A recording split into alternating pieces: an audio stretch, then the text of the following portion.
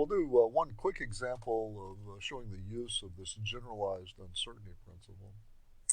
In many ways, this is the easiest way to get to the Heisenberg uncertainty principle. And we just have to remember a couple of things.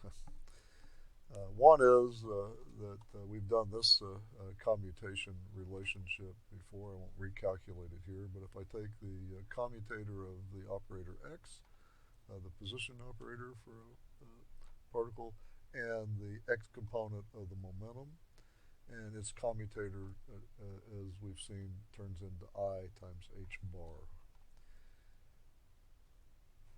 And now then, I can use that in the generalized uncertainty principle. Here are my two operators. I call them A and B, or just x and p. So I get the standard deviation in a measurement of the position of the operator times the standard deviation in the momentum, x component of the momentum,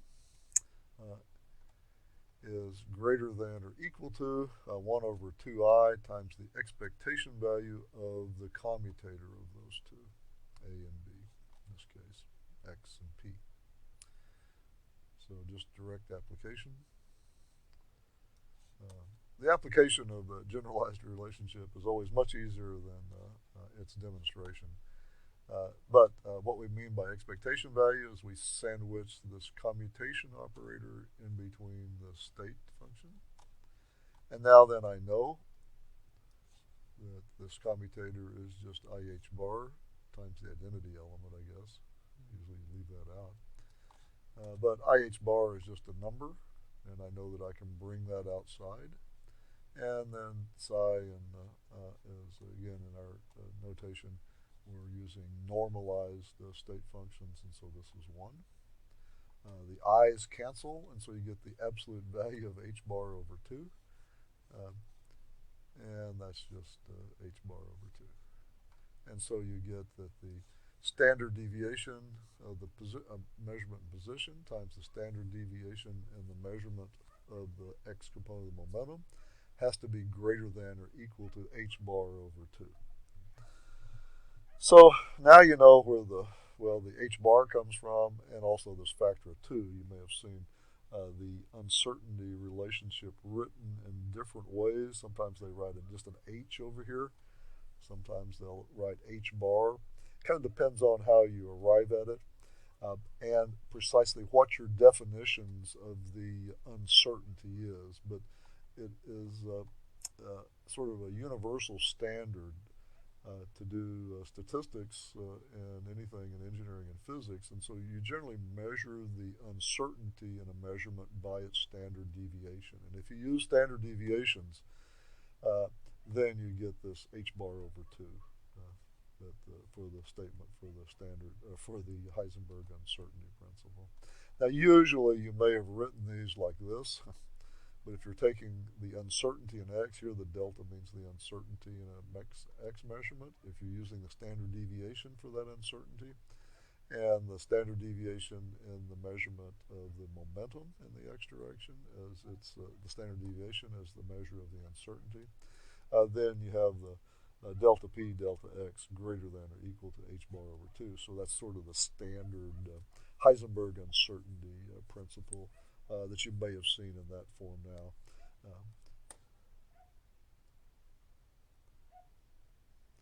You can go through it similarly for all the other components. If I have x, y, and z, which will be the x operator, y operator, z operator, and their corresponding momentum. So here J and K go 1, 2, and 3. The 1 components are the x, the 2 component of the y, and the 3 component of the z. And you can compute all of these. Same difference. What you come down to, this commutator between xi and pk, or xj and pk, that should be a j there. xj and pk is just this. And that is just IH bar times delta JK, as we've seen. And again, the i's will cancel. pull this constant. All of these are constants. I can pull them outside. This is one, and so you get this form again. This should be xj pk delta jk. So make sure to correct those in your notes. And uh, clearly, if I have if I take two different x's, then they will commute, and you'll again go through those, but you'll find this greater than or equal to zero, and so there's no limits on the precision of measurements simultaneously of x and y and z, etc. And likewise in the momentum, again, I won't do these calculations. You'd have to plug those in to the generalized formula and work through these.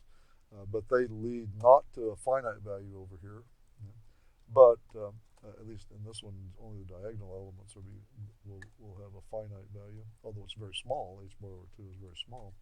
But instead, you'll get a zero here, and so there's really no limit that you can. It's just the cleverness of your experiment. You can make these standard deviations as small as you want them. So in principle, they could go down to zero. So you could simultaneously measure x and y to arbitrary precision, and could simultaneously measure px and py to arbitrary precision as well. Well, that's sort of the usual example that's shown for this generalized Heisenberg uncertainty principle.